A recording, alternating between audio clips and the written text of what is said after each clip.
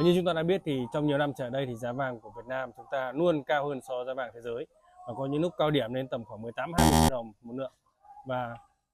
ngay trong thời gian gần đây thì giá vàng của chúng ta cũng cao hơn so với giá vàng thế giới tầm khoảng 15 đến 17 triệu đồng một lượng. Chính vì vậy mà Tổng Bí thư Tô Lâm đã yêu cầu là xóa bỏ thế độc quyền sản xuất vàng miếng của nhà nước. Và thứ hai nữa là dưới sự quản lý của nhà nước và cho các doanh nghiệp có đủ điều kiện tham gia, tạo môi trường cạnh tranh bình đẳng nhằm gia tăng nguồn cung để ổn định giá vàng. Và yếu tố số 3 nữa là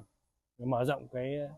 quyền nhập khẩu vàng dưới sự quản lý của nhà nước nhằm gia tăng nguồn cung để giảm cái sự chênh lệch giữa giá vàng thế giới và giá vàng trong nước. Đó là lý do mà vì sao mà trong giai đoạn gần đây thì giá vàng trên thế giới có xu hướng tăng trở lại, nhưng giá vàng trong nước đang lại có xu hướng giảm,